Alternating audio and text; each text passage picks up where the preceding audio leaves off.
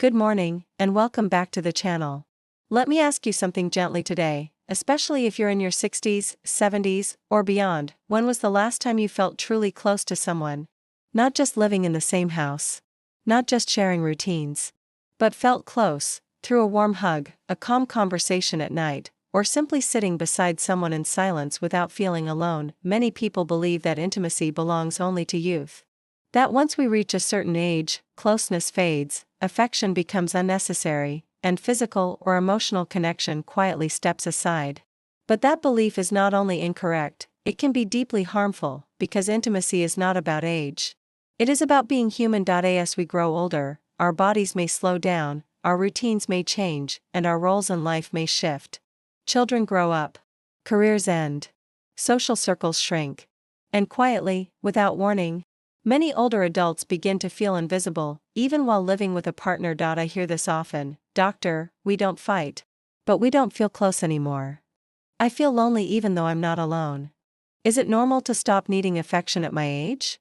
Let me be very clear with you today: the need for connection never disappears.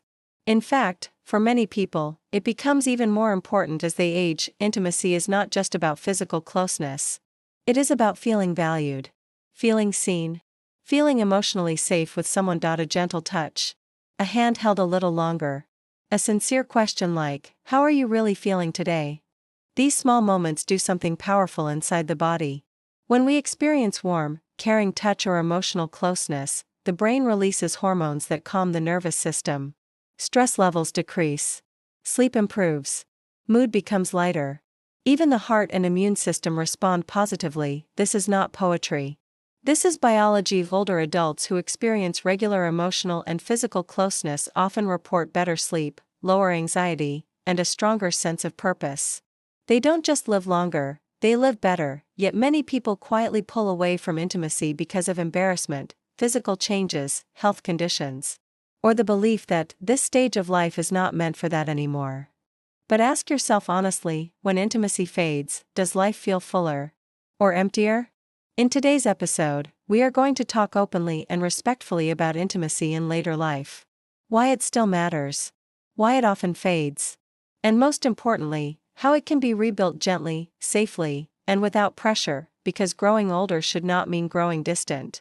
And connection should never have an expiration date. Now that we understand intimacy does not disappear with age, the next honest question is this: if intimacy is still so important, why do so many couples feel more distant as they grow older? This is not a failure. And it is not because love has vanished. In most cases, intimacy fades quietly, layer by layer, due to changes that are very human and very common. The first factor is physical change. As we age, the body simply does not respond the way it once did. Energy levels drop. Joints may ache. Chronic conditions such as high blood pressure, diabetes, arthritis, or breathing problems can make physical closeness feel tiring or uncomfortable. Many people start avoiding intimacy not because they don't want closeness, but because they don't want pain, exhaustion, or embarrassment. Then there are hormonal changes. For women, menopause can bring dryness, sensitivity, or discomfort. For men, testosterone levels may decline, affecting desire or physical response. These changes can quietly affect confidence.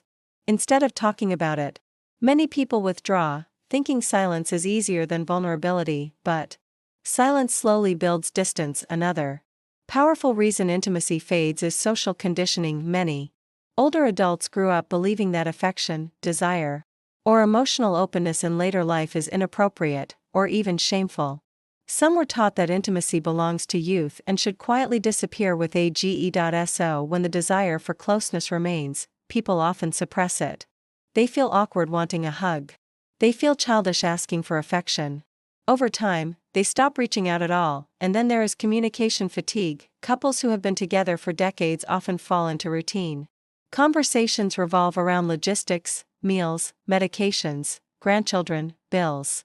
Emotional conversations slowly disappear. Compliments become rare. Touch becomes functional instead of affectionate, not because love is gone, but because it is no longer expressed. There are also moments of unspoken fear. Some people worry, what if my heart can't handle it? What if my body fails? What if I disappoint my partner? So instead of talking, they retreat. What's important to understand is this: distance usually grows from misunderstanding, not rejection. Most partners are waiting for permission, waiting for reassurance, waiting for one small sign that closeness is still welcome. And here is the most hopeful truth of all: when intimacy fades due to habit, fear, or physical change, it can also be rebuilt, not by forcing passion, not by comparing the past, but by starting gently and honestly. In the next part, we'll talk about how intimacy can be rebuilt safely and naturally, starting with emotional connection, not physical pressure. When people think about rebuilding intimacy, they often assume it must begin with physical closeness. But in reality, true intimacy always begins in the emotional space first, before touch returns. Before closeness feels natural again, something more important must be rebuilt: emotional presence. Emotional presence means feeling genuinely seen and heard by the person beside you. It means knowing that your thoughts, fears, and small daily experiences still matter to someone. Many long-term couples unknowingly lose this over time. They talk every day, but they don't truly connect. They share space, but not attention. They coexist, but no longer feel emotionally held, and this emotional distance is often the real reason physical intimacy fades. The good news? Emotional presence can be rebuilt with very small, very gentle steps. It starts with intentional listening. Instead of asking routine questions like, "Did you eat?" or "What time is the appointment?" try asking something softer: "What's been on your mind lately? Is there anything that's been worrying you? What made you smile today?" These questions invite the heart to speak, not just the schedule. At first, the answers may feel short or awkward. That's normal. When emotional conversations have been absent for a long time, both people need time to feel safe opening up again. What matters is consistency, not perfection. The second step is validation. When your partner shares something, even something small, resist the urge to correct, fix, or dismiss it. Instead, respond with understanding. "That makes sense. I didn't realize you felt that way. Thank you for telling me." Feeling validated is deeply intimate. It tells the nervous system, "I am safe here." Another powerful element of emotional presence is gentle appreciation. Over time, couples often stop expressing gratitude. They assume love is understood. But appreciation keeps connection alive. A simple sentence like, "I appreciate how you always check on me. I'm grateful we're still walking this life together." These words can reopen doors that have been quietly closed for years. And here's something important to remember: emotional presence does not require long conversations. Even 5 focused minutes a day, without television, phones, or distractions, can begin to restore closeness. Sitting together, holding eye contact, sharing one honest thought. This is not about revisiting old conflicts or forcing deep discussions. It is about rebuilding trust through gentle, consistent connection. When emotional presence returns, the body often follows naturally. Touch feels safer. Closeness feels less awkward. Intimacy stops feeling like pressure and starts feeling like comfort again. In the next part, we'll talk about how small, meaningful touch can gently restore physical intimacy, without fear, embarrassment, or strain. Once emotional presence begins to return, many people naturally start thinking about physical closeness again. But here is something very important to understand: rebuilding physical intimacy does not mean rushing into anything. In later life, intimacy should never feel like a performance. It should feel like comfort, safety, and warmth. And this is where small, meaningful touch becomes incredibly powerful. Human touch is not just physical, it is deeply neurological. Even light, affectionate contact sends signals to the brain that say, "You are safe, you are valued, you are not alone." For many couples, touch disappears gradually. Not because it is unwanted, but because it becomes awkward. People worry about sending the wrong signal. They fear rejection. Or they assume their partner no longer wants closeness. So both wait. And distance grows. The way back is not through grand gestures, but through gentle, non-demanding touch. This can begin with something very simple: holding hands while watching television, a soft touch on the shoulder while passing by, sitting close enough that arms or legs lightly touch. These actions carry no pressure. They simply say, "I'm here with you." Morning and evening are especially powerful moments. A brief hug after waking up. A gentle touch before sleep. These moments calm the nervous system and reinforce emotional safety. For some people, touch may feel unfamiliar at first. That's okay. If it has been absent for a long time, the body needs time to relearn comfort. There is no need to push through discomfort. Let closeness return at its own pace. What matters most is intent. A touch given with kindness, without expectation, can be more intimate than anything physical. There are also clear health benefits. Gentle touch has been shown to lower stress hormones, improve circulation, stabilize blood pressure, and support better sleep. It can even reduce feelings of anxiety and mild depression, which are common but often unspoken in later life. And if physical limitations exist, such as joint pain, limited mobility, or fatigue, touch can always be adapted. A hand on the back. A light massage of the hands. Sitting side by side while breathing slowly together. Intimacy is flexible. It adjusts to the body, not the other way around. If at any point something feels uncomfortable, communication is key. A simple sentence like, "This feels nice," or, "Can we slow down," builds trust instead of distance.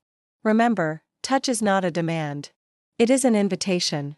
When offered gently and consistently, it reminds both people that closeness is still possible, still safe, and still meaningful. In the next part, we will talk about creating intentional moments together, simple routines that quietly rebuild connection over time. As emotional presence and gentle touch begin to return, the next step in rebuilding intimacy is often overlooked, but incredibly powerful. It is the creation of intentional moments together. Intimacy does not grow by accident. It grows in spaces where two people choose to be present with each other, without distractions, without rushing, and without outside noise. Over time, many couples stop creating these moments. Life becomes practical. Days fill with routines. Even after retirement, attention often shifts to television, mobile phones, or household tasks. Without realizing it, time together becomes time near each other, not truly with each other. Intentional moments do not need to be long or elaborate. They need to be undivided. One of the simplest ways to start is by setting aside just 10 minutes a day. 10 minutes with no television. No phone. No interruptions. Sit together. Face each other. Talk, or simply share silence. This small ritual sends a powerful message: you still matter to me. Another meaningful practice is doing something familiar, together. Preparing a meal side by side. Watering plants in the morning. Folding laundry while sharing memories. These ordinary activities become intimate when done with attention and warmth. Some couples find connection through movement. A slow morning walk. Stretching together. Sitting outside and breathing fresh air. These moments gently align the body and mind, creating closeness without pressure. There is also great value in shared memories. Looking through old photographs. Talking about early years. Remembering challenges you survived together. These conversations remind both people that their bond has history, resilience, and depth. For some, creating a weekly, special moment works beautifully. It could be a quiet evening tea together. A simple home-cooked meal by candlelight. Listening to music from earlier years. Not to recreate youth, but to honor shared life. And here is something important: intentional moments should feel safe, not forced. If one partner feels tired or unwell, adjust. If emotions surface, allow them without judgment. Intimacy deepens when both people feel accepted exactly as they are. If you live alone, intentional moments still matter. Sitting quietly with yourself. Writing reflections. Enjoying music. Taking care of your body with kindness. Self-connection is also a form of intimacy, and it strengthens emotional health. Over time, these small, consistent moments rebuild trust. They restore warmth. They remind both people that closeness is still available, even in later life. Intimacy is not built in one night. It grows in repetition. In familiarity. In quiet effort. In the next part, we'll talk about health considerations, how to approach intimacy safely when there are medical conditions, medications, or physical limitations.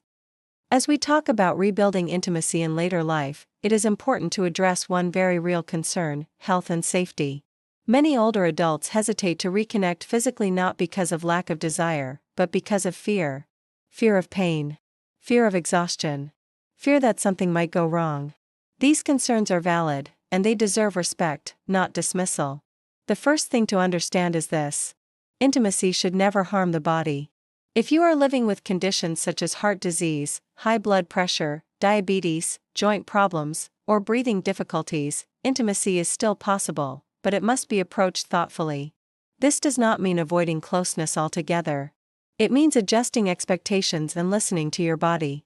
If you experience chest discomfort, dizziness, unusual shortness of breath, or severe fatigue during any physical activity, including intimacy, this is your body asking for a pause. Stop, rest, and consult your doctor. These signs are not failures, they are signals.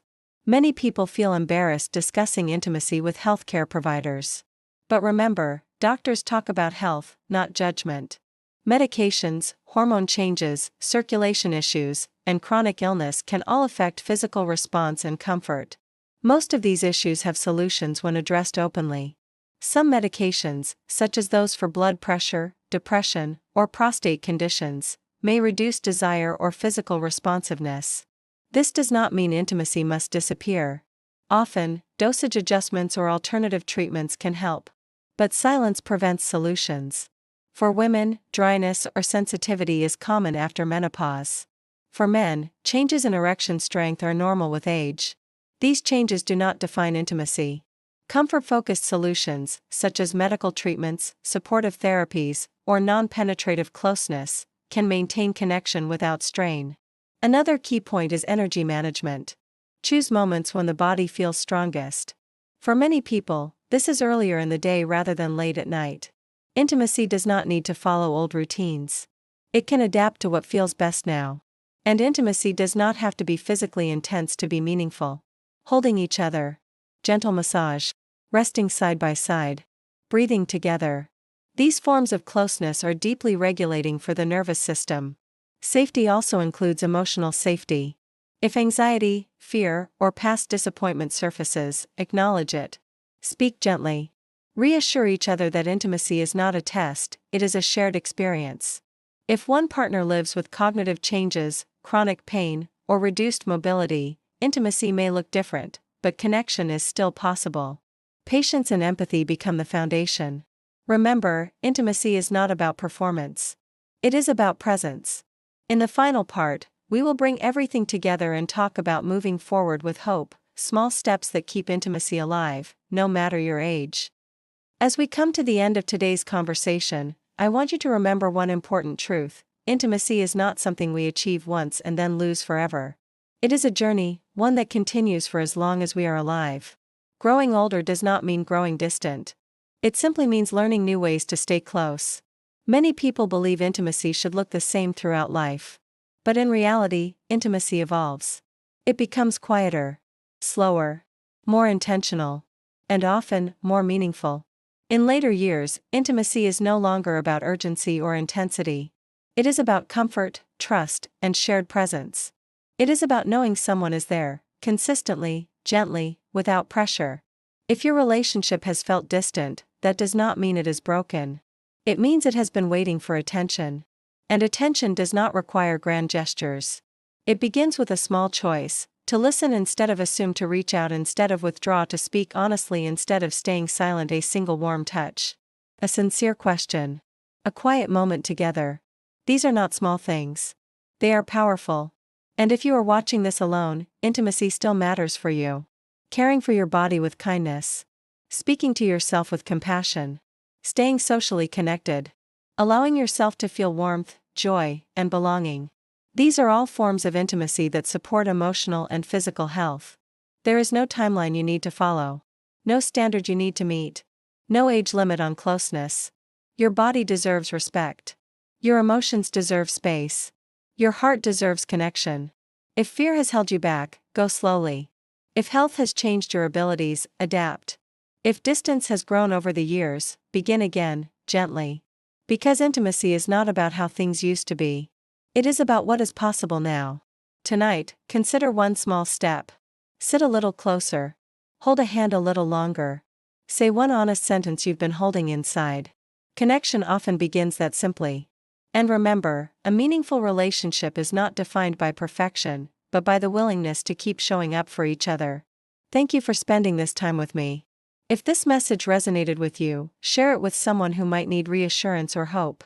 Leave a comment and tell me, What does intimacy mean to you at this stage of life? And if you haven't already, subscribe to the channel and turn on notifications so you don't miss future conversations about health, emotional well-being, and living fully at every age. Until next time, take care of your body, your relationships, and your heart.